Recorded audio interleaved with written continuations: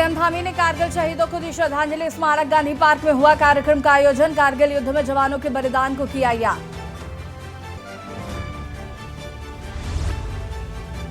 राज्य के स्वास्थ्य मंत्री धन सिंह रावत ने ली बैठक। डेंगू की रोकथाम को लेकर जनपद के 16 विभाग के अधिकारी बैठक में हुए शामिल।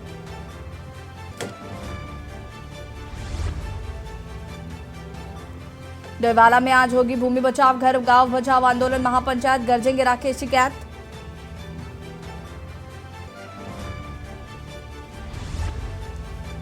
भूदसाव प्रभावित क्षेत्रों में फिर आने लगी नई दरारें। जोशीमठ औली सड़क पर आने लगी नई दरारें। जनवरी महीने में सबसे पहले आई थी दरारें।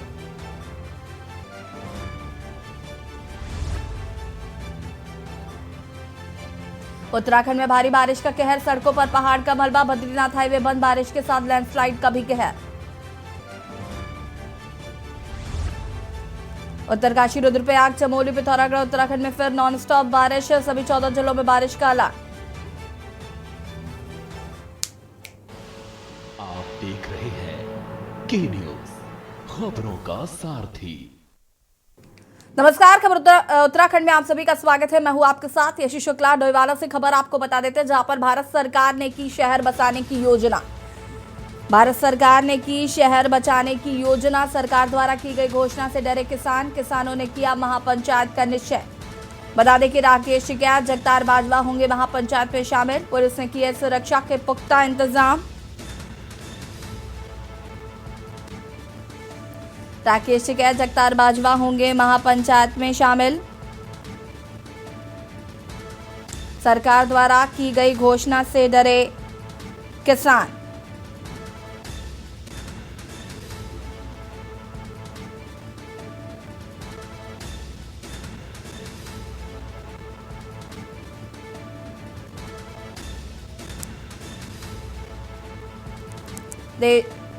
डोईवाला से खबर। भारत सरकार ने की शहर बसाने की घोषणा, जिसके बाद से किसानों में डर व्याप्त।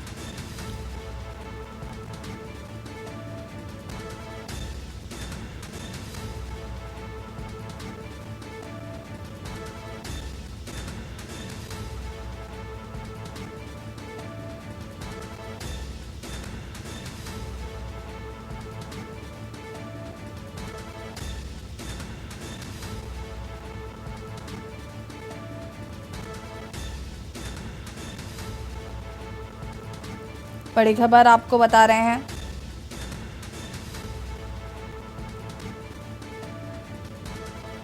किसानों में डर व्याप्त। भारत सरकार ने की शहर बसाने की योजना। सरकार द्वारा की गई घोषणा से डरे किसान। किसानों ने किया महापंचायत का निश्चय।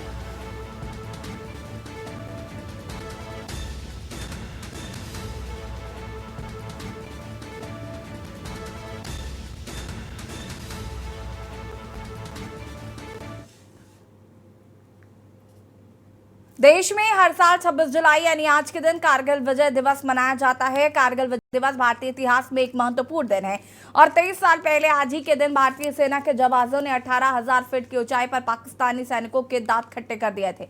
देश भर के साथ साथ उत्तराखंड में भी कारगिल के शहीदों को नमन किया जा रहा है। मुख्यमंत्री पुष्कर सिंह धामी ने कारगिल विजय दिवस के मौके पर देहरादून के गांधी पार्क स्थित शहीद स्मारक स्थल पर कारगिल के शहीदों को श्रद्धांजलि अर्पित की।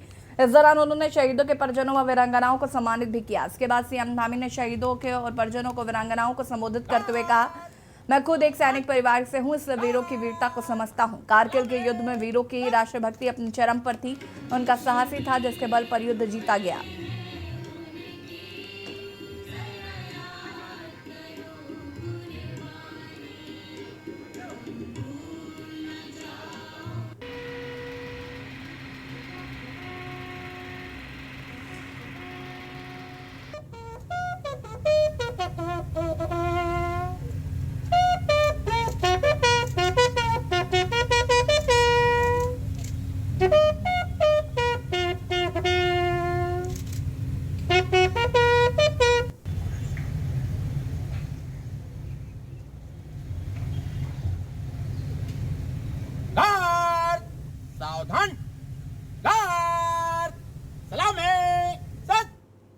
खबर लक्सर से है, जहां पर लक्सर तहसील कार्यालय में एसडीएम से मिले भारतीय किसान मजदूर उत्थान से जुड़े पदाधिकारियों कार्यकर्ताओं किसानों की मांगों को लेकर ज्ञापन सौंपा। आपको बता दें कि भारतीय किसान मजदूर उत्थान यूनियन के पदाधिकारियों ने लक्सर तहसील मुख्यालय पहुंचकर उपजिलाधिकारी गोपाल राम बनवाल को ज्ञापन देकर बताया कि पिछले दिनों क्षेत्र में भारी बारिश व बाढ़ भी आई है, जिसने लक्सर व कानपुर क्षेत्र में जमकर कहर बरपाया, जिससे किसानों को उनकी नष्ट हुई फसलों का पूर्ण रूप से मुआवजा दिया जाना चाहिए। इसके अलावा किसानों के सभी तरह के ऋण माफ किए जाने चाहिए।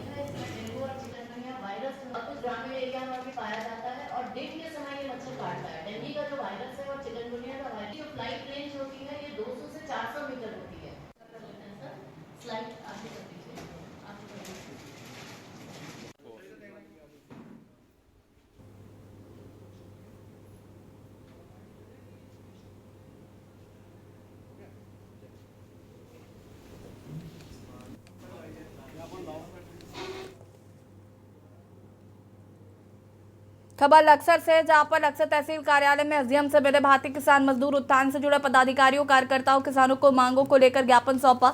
आपको बता दें, भारतीय किसान मजदूर उत्थान यूनियन के पदाधिकारियों ने लक्सर तहसील मुख्यालय पहुंचकर उपजिलाधिकारी गोपाल राम बनवाल को ज्ञापन देकर बताया कि पिछले दिनों क्षेत्र में भारी बारिश व बाढ़ हुई थी, जिसकी वजह से किसानों की फसलों को पूर्ण रूप से मुआवजा दिया जाना चाहिए। इसके अलावा किसानों के सभी तरह के ऋण माफ किए जाने चाहिए। जो हमारी ये समिति है, किसान यूनियन है, वो गरीब मजदूरों के लिए, किसानों के लिए लड़ती है। और आज वो समय आ गया है जब किसानों को और मजदूरों को बहुत हानि हुई है इस बाढ़ आपदा से। बाढ़ आपदा है, बारिश अधिक हुई है, तो एक किसान और मजदूर जितना परेशान हुआ है तो उसका समाधान होना चाहिए। हमारी जो फसलों का नुकसान हुआ है भारी बारिश के कारण, उन्हीं के संबंध में ज्ञापन दिया गया है। मजदूर किसानों के संबंध में ज्ञापन दिया गया है और उन्हीं के प्रति मांग उठाई गई है। उसके प्रति एसडीएम साहब ने आश्वासन दिया गया। जो पूरे प्रदेश में आपदा आई है और लक्सर क्षेत्र में ज़्यादातर किसानों की फसलें बर्बाद हो गई हैं उस आपदा के कारण। किसानों की फसल को लेकर उसका मुआवजा दिया जाना, और जो भवन मजदूर और किसानों के जो हैं भवन क्षतिग्रस्त हो गए हैं उनका भी जो है मुआवजा दिया जाना, और जो सरकारी कर्जे हैं किसी भी तरह का कर्जा वो माफ़ किया जाना। हल्द्वानी के सर्किट हाउस में राज्य के स्वास्थ्य मंत्री धन सिंह रावत ने डेंगू की रोकथाम को लेकर जनपद के 16 विभाग के अधिकारियों के साथ महत्वपूर्ण बैठक की, जिसमें उन्होंने अधिकारियों को डेंगू की रोकथाम के लिए हर संभव प्रयास करने के निर्देश दिए। उन्होंने कहा कि डेंगू को लेकर हमारी सरकार पहले से ही अलर्ट पर है। मुख्यमंत्री के बाद वह खुद दौरा लगातार हर जिले में बैठक कर रहे हैं। उन्होंने बताया कि स्वास्थ्य विभाग द्वारा हर प्रकार डेंगू की रोकथाम के लिए काम किया जा रहा है। मच्छरदानी, संवेदनशील जगहों पर छिड़काव, फॉगिंग या नगर निगम, नगर पालिका और स्कूलों के जरिए जल्द अभियान चलाया जा रहा है। जिले में वर्तमान समय से डेंगू के 6 मरीज हैं। साथ ही हर घर जाकर पैम्फलेट के माध्यम से डेंगू के प्रति लोगों को जागरूक किया जाएगा।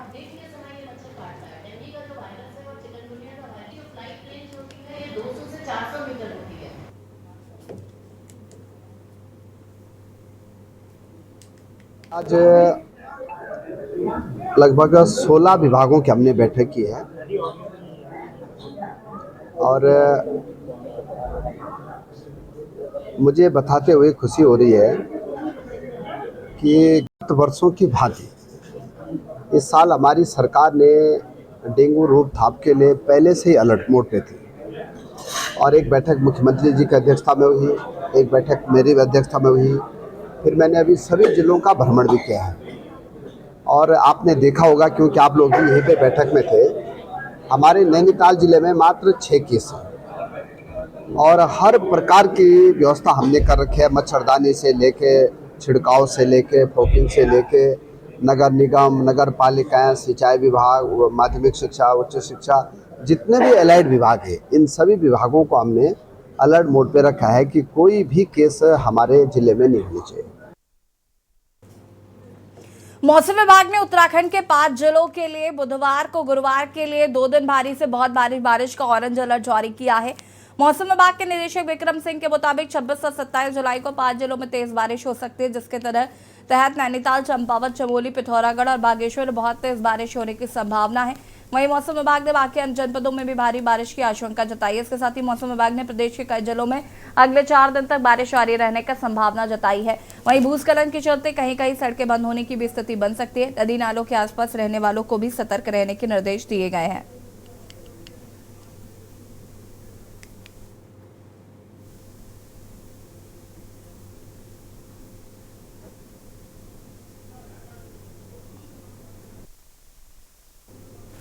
नमस्कार, मैं विक्रम सिंह, निदेशक मौसम केंद्र देहरादून से। उत्तराखंड के लिए मौसम की बात करें, एक्टिविटी थोड़ी ज़्यादा जो है कुमाऊं क्षेत्र में दिख रही है। तो कुमाऊं के हिल्स की अगर बात करें तो वहाँ हैवी से वेरी हैवी कल रहेगी, और बाकी जो डिस्ट्रिक्ट है उसमें आप हैवी रेंस कह सकते हैं कि वहाँ पे भी मिलेंगी। तो कहीं ना कहीं 2 दिन जो एक्टिविटी अच्छी है प्रदेश में। तो जो भी लोग जो आवागमन कर रहे हैं बहुत सावधानी से करें, क्योंकि लैंडस्लाइड है या गाढ़ गदरों में पानी बढ़ना है, वो सब चीज़ें देखने को मिलेगी। और जो लोग नदी नालों के आसपास रह रहे हैं उनको काफ़ी सतर्क रहना है। तो कहीं ना कहीं 2 दिन में कहूँगा फिर से जो है अभी एक्टिविटी बढ़ रही है, तो सतर्क रहने की जरूरत रहेगी। उत्तराखंड हाईकोर्ट के वन दरोगा भर्ती के मामले में एकल पीठ के आदेश को चुनौती देने वाली उत्तराखंड अधीनस्थ चयन आयोग की विशेष अपील पर सुनवाई करते हुए कोर्ट की खंडपीठ ने एकल पीठ के आदेश पर रोक लगाते हुए याचिका को शीघ्र निस्तारित करने के निर्देश दिए हैं। आपको बता दें कि एकल पीठ ने 22 जून 2023 को अंतरिम आदेश जारी कर उत्तराखंड अधीनस्थ सेवा चयन आयोग की ओर से संचालित फॉरेस्टर भर्ती प्रक्रिया पर रोक लगा दी। इस आदेश को चयन आयोग ने खंडपीठ में चुनौती दी है। सुनवाई के दौरान आज आयोग द्वारा कहा गया कि 53,000 से अधिक उम्मीदवारों ने भर्ती प्रक्रिया में प्रतिभाग किया और नकल के आरोपियों की पहचान करना संभव नहीं है। कुछ अभ्यर्थियों की वजह से भर्ती प्रक्रिया संपन्न नहीं हो पाई, जिसकी वजह से अभ्यर्थियों का भविष्य अधर में लटका हुआ है। इससे एकल पीठ के आदेश पर रोक लगाई जाए।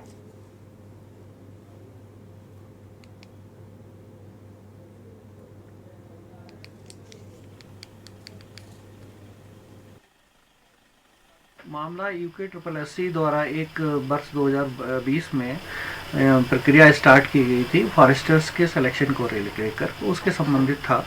इसमें UKSSC ने एक कार्यक्रम आयोजित किया था।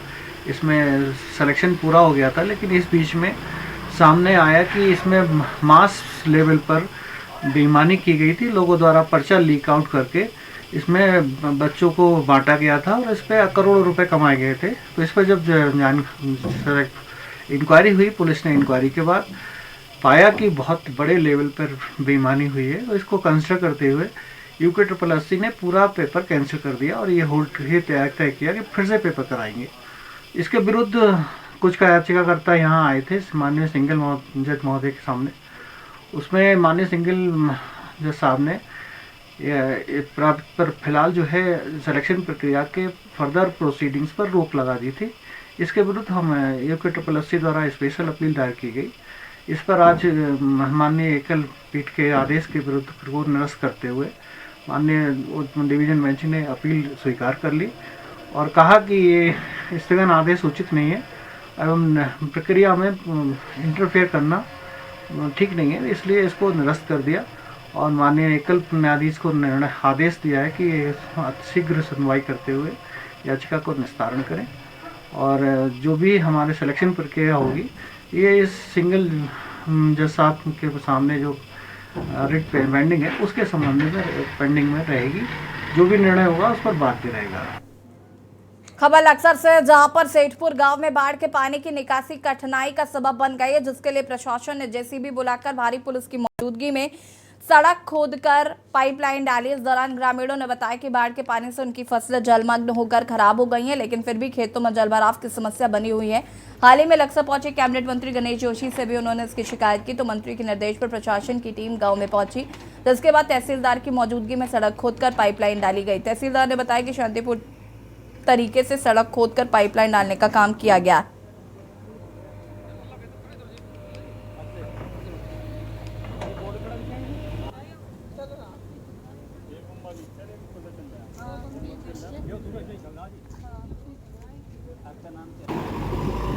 सोलह 6/2022 का ये 16/6/2022 में ये सड़क ये गन्ना विकास परिषद लक्सर से बनी थी।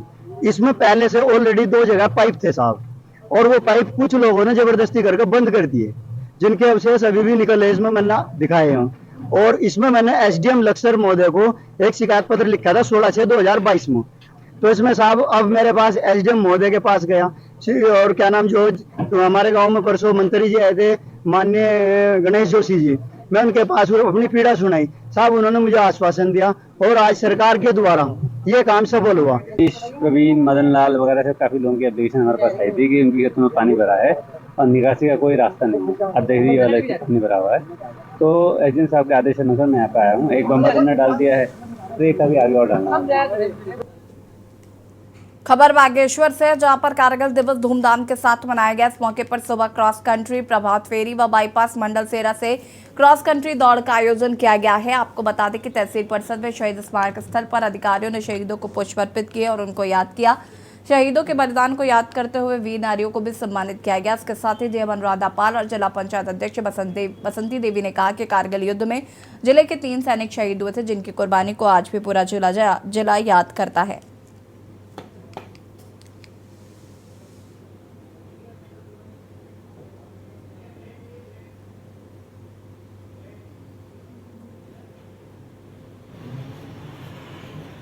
प्रथम मैं कारगिल शहीदों को श्रद्धांजलि अर्पित करती हूँ। 1999 में कारगिल में युद्ध हुआ था भारत पाकिस्तान के बीच, तो उसमें 26 जुलाई को 1999 को भारत की जीत हासिल हुई। पूरी तरह 26 जुलाई तक भारत की जीत हासिल हुई थी। इसी उपलक्ष्य में हम हर वर्ष 26 जुलाई को कारगिल शौर्य दिवस के रूप में मनाते आए हैं। जितने भी हमारे पूरे देश में जो 527 कारगिल शहीद हुए हैं, उनको मेरी भावभीनी श्रद्धांजलि, उनको मेरा प्रणाम नमस्कार। और बाकी उनके जितने भी परिवारजन हैं, वीर नारियां हैं, उनको भगवान इतनी शक्ति दे कि वो मतलब उनका जो ग्रेट लॉस हुआ है वो उस ग्रेट लॉस से उबर पाएँ। और उनको मेरा सम्मान और उनको बहुत बहुत मेरा सम्मान है। भूतपूर्व सैनिक लीग और समस्त वीर जवान और वीर नारियों को सम्मान के साथ यहाँ पर कवर किया है। और आज कारगिल विजय दिवस के उपलक्ष्य में जनपद बागेश्वर में डीएम साहब की अध्यक्षता में और जिला पंचायत अध्यक्ष श्री बसंती देवी जी की अध्यक्षता में यहाँ पर पूरे धूमधाम के साथ मनाया जा रहा है। शहीदों को सम्मान दिया जा रहा है तथा भूतपूर्व सैनिक यहाँ पर प्रतिभाग कर रहे हैं। उनको बुलाया गया था और सब ने यहाँ पर बढ़ चढ़ के हिस्सा लिया। हमारे देश ने विजय हासिल की है कारगिल पर और बहुत गर्व की बात है। खुशी भी है, गम भी है। गम इस बात का है कि हमने अपनों को खो दिया और खुशी इस बात की है कि मातृभूमि की रक्षा जो हमारे वीर सैनिकों ने की और उसके लिए हमेशा हम गर्वित रहेंगे। और यहाँ रुकेंगे छोटे से ब्रेक के लिए, जल्द हाजिर होते हैं। आप देख रहे हैं के न्यूज, खबरों का सारथी। ब्रेक के बाद एक बार फिर से आप सभी का स्वागत है। पौड़ी जिले के ग्रामीणों ने सौड़ गांव में प्रशासन द्वारा शराब की दुकान खुलवाने पर ठेके के आगे विरोध प्रदर्शन किया।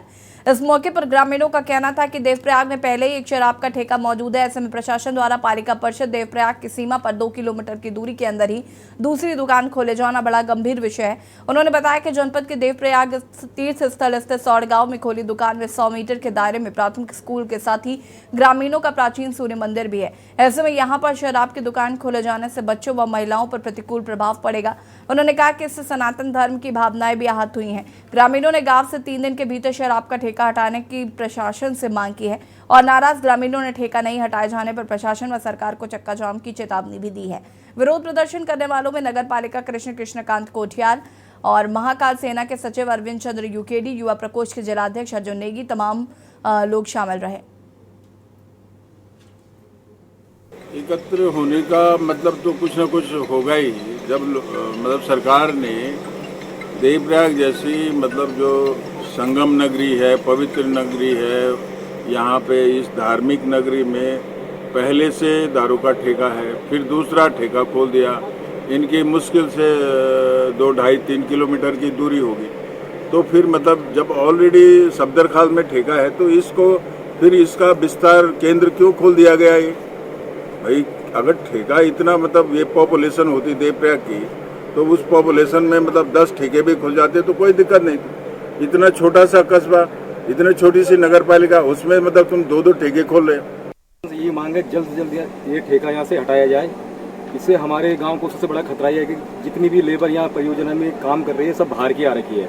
और जब से ठेका खोला है ये शराब के नशे में दिन भर घूमते हुए दिख रहे हैं यहाँ। और हमारी महिलाएं यहाँ घास के लिए आती है और जंगल आती है बकरियां चराने के लिए, तो उनके लिए भी खतरा बना हुआ है। दूसरी बात यह है कि यहीं बगल पे हमारा प्राइमरी स्कूल है 100 मीटर की दूरी पे। स्कूल के होते हुए भी यहाँ ठेका खोला गया और यहीं नीचे हमारा पाराचीन सूर्य मंदिर है, जहाँ हमारे पूरे गांव की महिलाएं वापस गांव आती है जिनकी शादियां हो गई।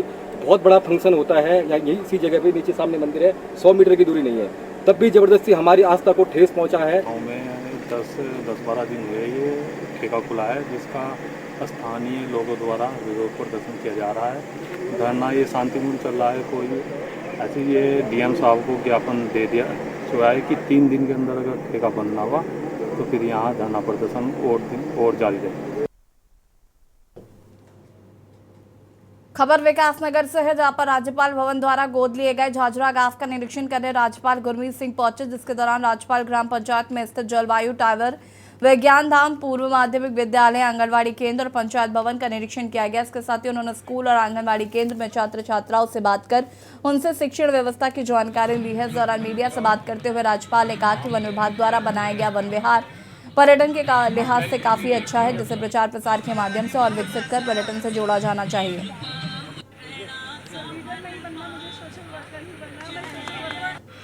ढोल दमों की थाप, मसकवीन की छाप है उत्तराखंड। हमारी विद्यमान ठीक आपके पीछे है, तो ये है तिवारी सर, हमारे तिवारी सर अभी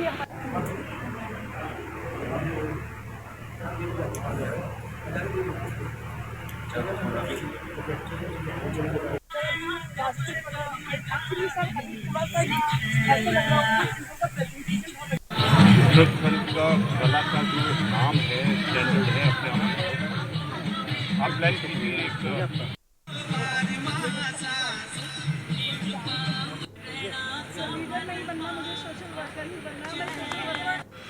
ढोल दमों की।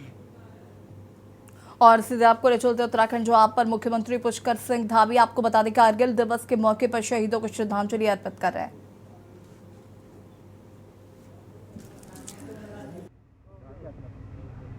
यहाँ पर मुख्यमंत्री पुष्कर सिंह धामी ने श्रद्धांजलि अर्पित की है। ये तस्वीरें आपको हम दिखा रहे हैं। सीएम पुष्कर सिंह धामी श्रद्धांजलि अर्पित करते हुए ये तस्वीरें आपको हम दिखा रहे हैं।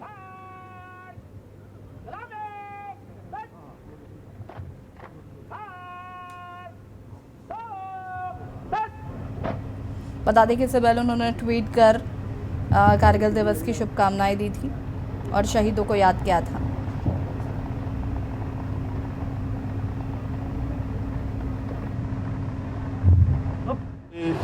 लोकप्रिय विधायक और आज के कार्यक्रम के अध्यक्ष आदरणीय खजानदास जी,